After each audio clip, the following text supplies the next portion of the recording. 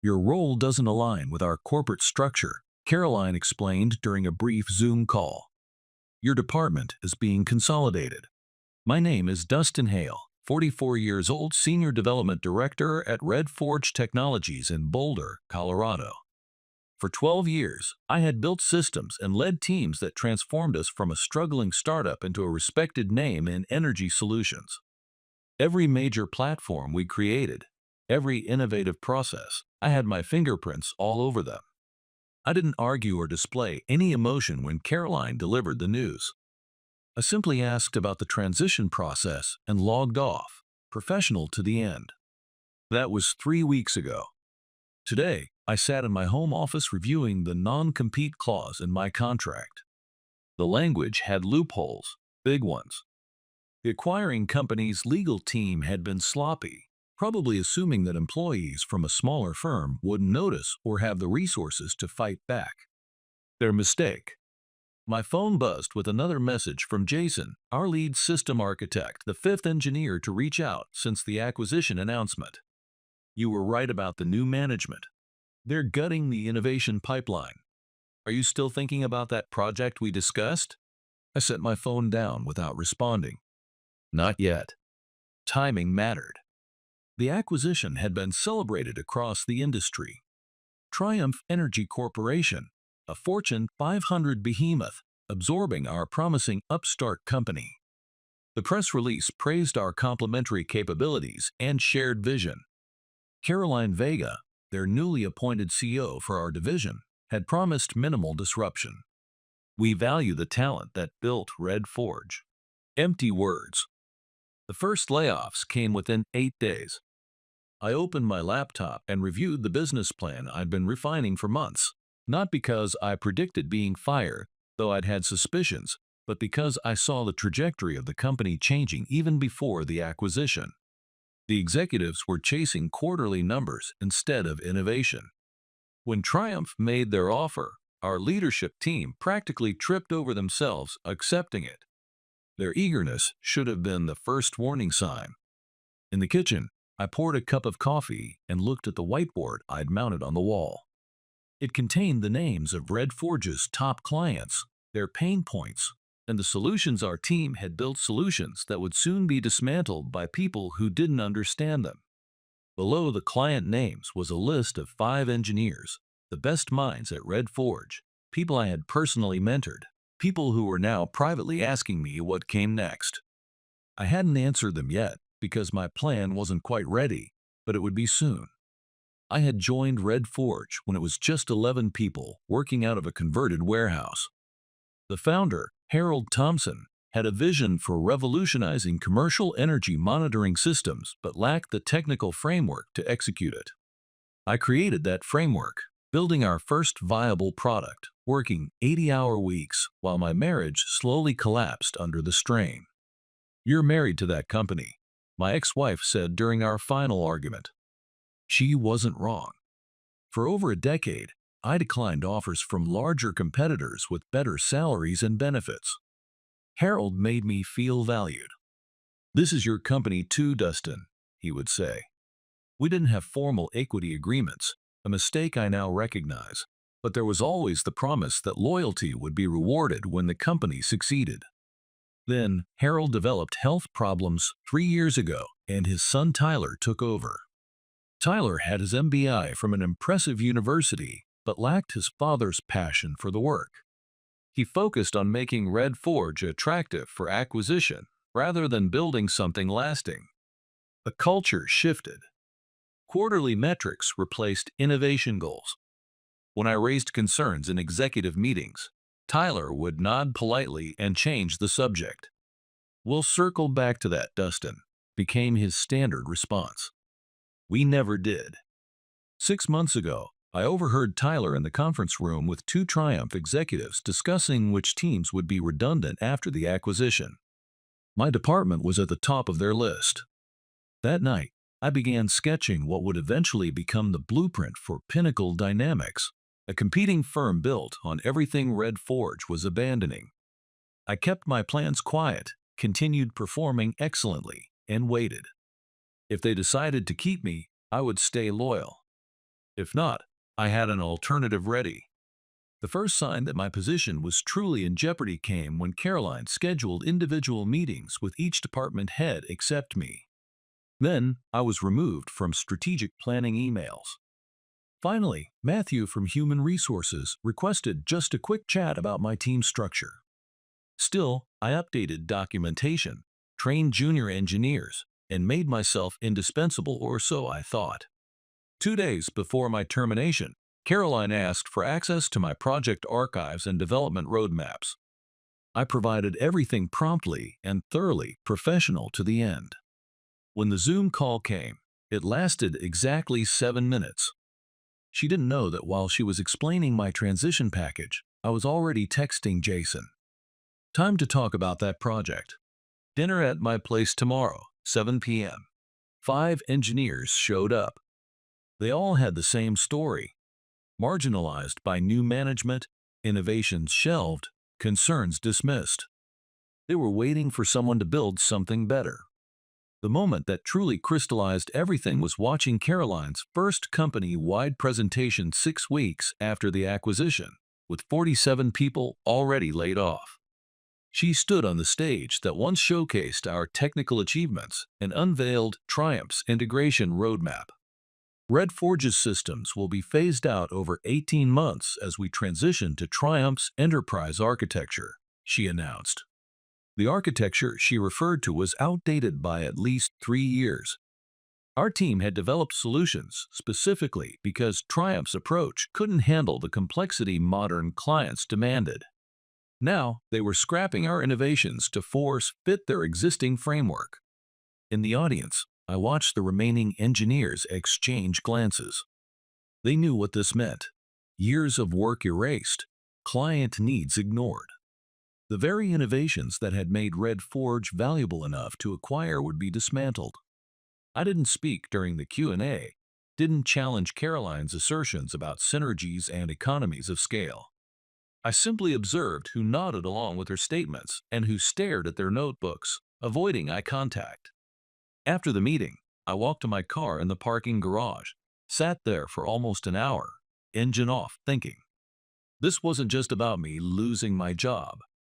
This was about something I had helped build being deliberately dismantled by people who didn't understand its value.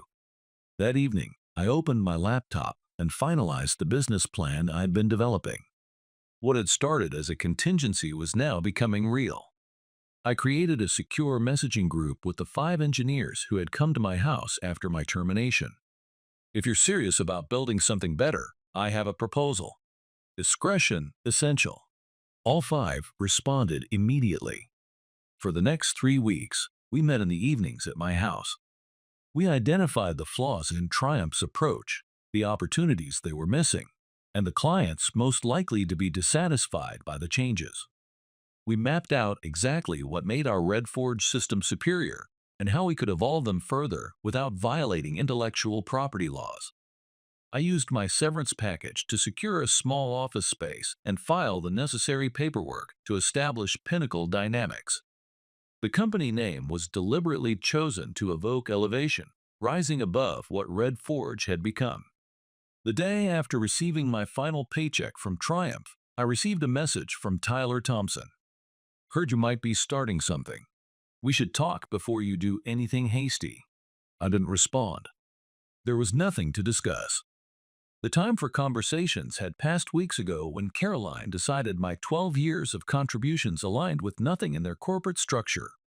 Instead, I sent a different message to my team of 5. Office space secured. Legal documents ready. Timeline accelerated. Are you ready to resign tomorrow? 5 variations of yes came back within minutes. I closed my laptop and looked at the framed photo I kept on my desk. The original Red Forge team from 12 years ago, Harold's arm around my shoulder, both of us grinning at the first working prototype. This one's for you, Harold, I said quietly. We'll build it right this time. 3 months after launching Pinnacle Dynamics, we secured our first major client, Vestral Manufacturing, a mid-sized production facility that had been using Red Forge systems for years. Their operations director, Anthony, had worked closely with me on customizations for their specific energy management needs. Triumph's integration team doesn't understand our requirements, Anthony explained during our pitch meeting. They keep trying to fit us into their standard package. We demonstrated our new platform, built on Red Forge's core principles but with significant improvements. Anthony signed a contract the same day. 2 days later, I received a certified letter from Triumph Energy's legal department citing breach of non-compete agreement and theft of proprietary information. They demanded immediate cessation of operations and threatened litigation. I had anticipated this. Our attorney, Eleanor Winslow, reviewed the letter and confirmed what I already knew. Their non-compete is poorly constructed. They reference energy management solutions too broadly, and they have no evidence of proprietary theft because there isn't any. Still, fighting a Fortune 500 company would drain our limited resources. I decided to approach the situation directly, requesting a meeting with Caroline. She agreed, perhaps believing I would be intimidated. We met at Triumph's gleaming downtown office, the Red Forge logo now relegated to a small corner of the reception area. "You understand this can't continue," Caroline said as soon as we sat down. "Your company directly competes with technology you helped develop while employed here. The technology I developed while employed here is being phased out according to your own integration roadmap," I replied calmly. "And my non-compete specifically prohibits using Red Forge's proprietary systems, which we aren't." Pinnacle's architecture was built from the ground up. Caroline's expression tightened. "Regardless, you violated the spirit of the agreement, and you've poached our employees. Former employees who left voluntarily after the acquisition changed their roles." She leaned forward. "Dustin, let's be practical. Triumph has virtually unlimited resources for litigation. You have, 3 months of operating capital? Why put yourself through this? We could bring you back as a consultant during the transition 2-year contract. Excellent compensation." There it was, the trap. They didn't want to reinstate me. They wanted to bind me legally while they neutralized any competitive threat. "I appreciate the offer," I said, standing up, "but I'll take my chances with Pinnacle." That afternoon, Triumph escalated. They contacted Vestral Manufacturing and 2 other potential clients, warning them about potential legal issues with Pinnacle's technology. Anthony called me immediately. "They're threatening to audit our existing systems and void our maintenance agreements if we work with you," he said, frustration evident in his voice. "We can't risk that disruption right now." Within 24 hours, we lost all 3 prospects. Our runway suddenly shortened from months to weeks. The team gathered in our small office that evening, faces tense. They looked to me for direction. "They're playing hardball," I acknowledged. "But they've made a strategic error." I pulled up an email I'd received that morning from Harold Thompson, Red Forge's original founder. He'd been silently watching the acquisition unfold from retirement. "Dustin, I've been following what's happening. Triumph didn't just acquire Red Forge's technology, they acquired its problems too.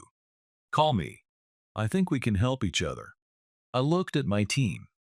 Triumph is so focused on crushing us that they're neglecting their integration. We know the weaknesses in Red Forge's original architecture better than anyone. Harold says they're already experiencing system failures with key clients. Jason nodded slowly, understanding dawning on his face. "And those clients will need solutions fast. Solutions Triumph can't deliver in time." "Exactly," I said. "They're trying to bury us in legal threats while their technical foundation crumbles. We don't need to fight them directly. We just need to be ready when their clients start looking for alternatives." The meeting with Harold changed everything. We met at his lake house outside Boulder, away from corporate eyes. At 72, he moved more slowly than when we worked together, but his mind remained sharp. "They didn't just buy Red Forge for the technology," Harold explained, spreading documents across his dining table. "They bought it for the client contracts, specifically the Meridian Energy Group account. Meridian was our largest client, a regional utility provider serving 3 states. Their contract alone represented 30% of Red Forge's annual revenue. What Triumph doesn't understand is that Meridian's infrastructure requirements are unique, Harold continued. Their grid management system was customized extensively. You led that project, Dustin. I nodded. 4 years of development nearly burned out my entire team getting it right. Harold slid a confidential memo across the table. Internal Triumph communications forwarded by a board member who remained loyal to him. They're promising Meridian seamless integration while planning to force them onto standard Triumph architecture. The timeline is impossible. The memo outlined a 6-month migration schedule for a system that had taken us 4 years to build. Even worse, it dismissed specific requirements as unnecessary customizations that would be standardized. Meridian doesn't know yet, Harold said quietly. But when they begin implementation and the limitations become clear. I finished his thought. Meridian will face service disruptions, possibly regulatory issues, if they can't maintain required reporting. Exactly. And here's what Triumph doesn't realize. The contract I negotiated with Meridian includes performance guarantees, significant penalties for systems that don't maintain 99% uptime. This was the piece I hadn't known. Triumph hadn't just acquired our company. They'd inherited obligations they couldn't fulfill. No wonder they were so aggressive about shutting down Pinnacle.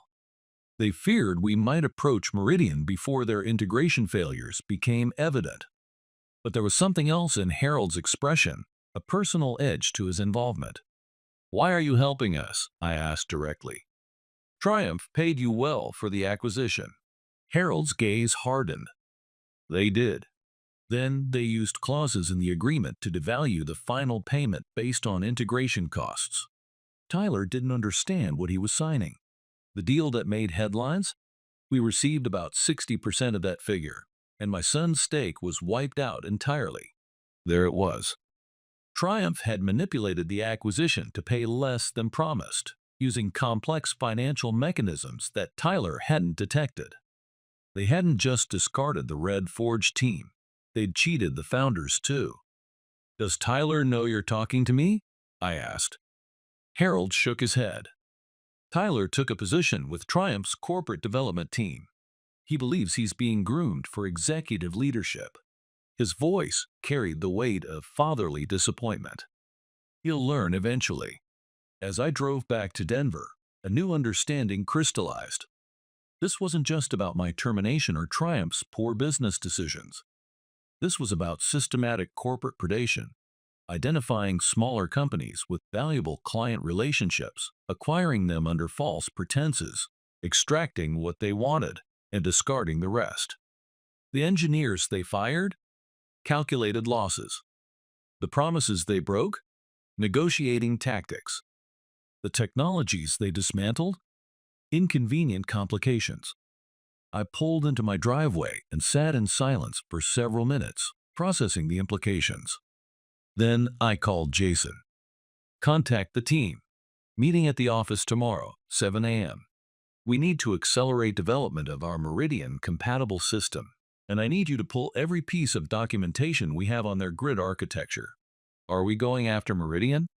Jason asked, his voice a mix of excitement and apprehension.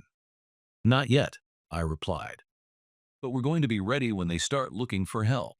And they will, sooner than Triumph expects." We had 8 weeks to prepare for Meridian's inevitable crisis. The team worked around the clock, developing a platform that could seamlessly interface with Meridian's existing infrastructure while providing the improvements they would soon desperately need. I maintained a careful distance from Meridian executives, knowing Triumph was likely monitoring any contacts. Instead, I focused on building our capacity and evidence base. We documented every public failure in Triumph's integration process, creating a comprehensive analysis of where their approach was fundamentally flawed. Meanwhile, Harold activated his industry network. Without directly referencing our strategy, he began raising questions at energy sector conferences about the technical challenges of forced system migrations. The conversation was happening exactly where we needed it, in the professional circles where Meridian's technical leaders participated. The first major crack appeared 5 weeks into our preparation. Triumph initiated the first phase of Meridian system migration and immediately encountered the issues we had anticipated. 3 substations experienced monitoring failures, creating gaps in regulatory compliance data. Meridian's Chief Technology Officer, Vanessa Powell, publicly described the issues as expected transition challenges, but privately. According to Harold's contacts, she was furious. 2 weeks later, when the second phase caused a 4-hour reporting blackout across an entire service region, the situation escalated. Meridian issued a formal notice of deficiency to Triumph, triggering the performance guarantee clauses. Triumph's response was telling. They assigned blame to inherited architectural limitations from Red Forge.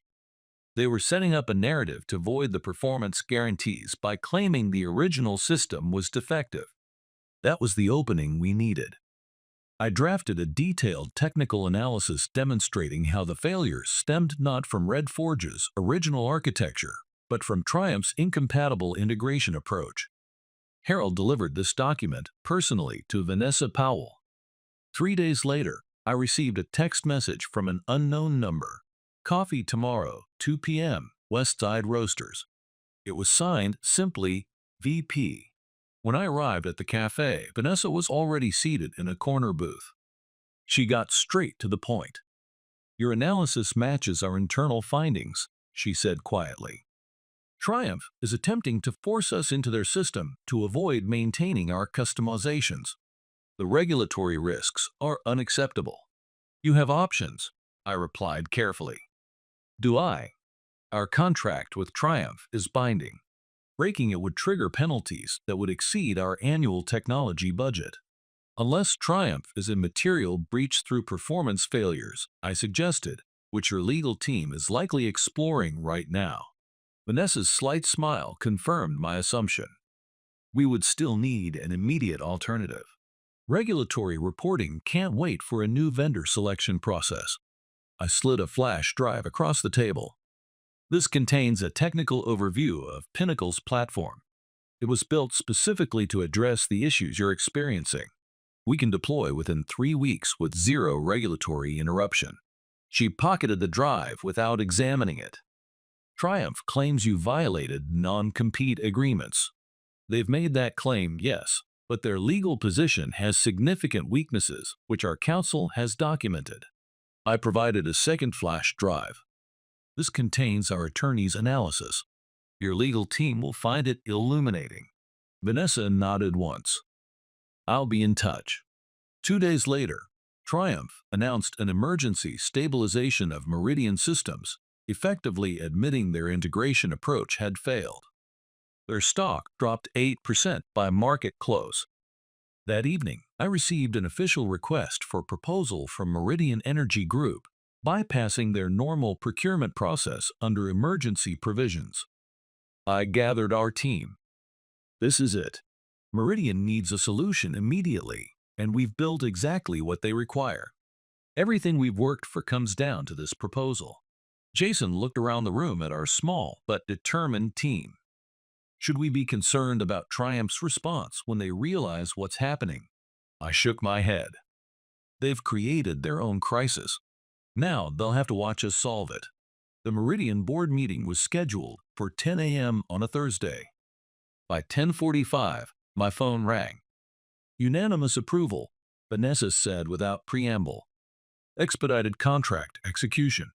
We need implementation to begin Monday." Within the hour, our attorney confirmed the contract was clean. No hidden clauses or traps. Meridian had agreed to our full implementation fee plus a 3-year maintenance agreement. The numbers were substantial enough to secure Pinnacle's future for years.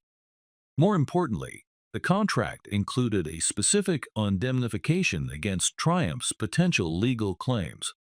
Meridian's attorneys had reviewed our position and confirmed what we already knew. Triumph's non-compete claims couldn't stand up to serious scrutiny. The news hit the industry by mid-afternoon. Triumph's stock dropped another 12%. Their legal team immediately filed for an emergency injunction to block our contract. The hearing was scheduled for Monday morning, the same day our implementation was set to begin. When we arrived at the courthouse, Triumph had 4 attorneys present, led by their chief counsel. Caroline sat behind them, her expression tight with controlled anger. The judge reviewed the filings efficiently, then looked directly at Triumph's team. Your non-compete agreements appeared to prohibit using proprietary Red Forge systems, but evidence suggests Pinnacle developed independent architecture. Furthermore, Meridian's filing demonstrates urgent public interest in maintaining utility service reliability. She denied the injunction without further deliberation. As we exited the courtroom, Caroline intercepted me in the hallway. "This isn't over," she said quietly. "Triumph doesn't lose." I met her gaze steadily. This was never about winning or losing. It was about building something that actually works. I walked past her to where my team waited. Together, we left to begin the implementation that would secure both Meridian systems and Pinnacle's future. The quiet victory felt complete. 18 months after the Meridian contract, Pinnacle Dynamics had grown to 27 employees. We occupied the entire floor of a building in downtown Boulder, with views of the mountains that had witnessed both my professional collapse and resurrection. The Meridian implementation had been flawless, completed ahead of schedule with 0 service interruptions. Word spread through the industry. 4 more major clients migrated to our platform within a year. Triumph eventually abandoned their legal pursuit, focusing instead on containing the damage to their energy division. Caroline Vega was reassigned to a subsidiary in another state. Tyler Thompson departed for a startup incubator, wiser for the experience. Harold occasionally stopped by our offices, pride evident as he watched a vision reborn. He never officially joined Pinnacle, but his guidance remained invaluable. On the 2nd anniversary of my termination, I received an unexpected email from my former boss at Red Forge, the person who had hired me 12 years earlier. "You built something better than we ever could have," he wrote. "Several of us saw it coming but couldn't prevent the acquisition. Some victories take time." I closed my laptop and walked to the conference room where our team was celebrating the completion of a new module. These were no longer just colleagues. They were partners who had taken the same risk I had, believing that competence and integrity would eventually outperform corporate politics.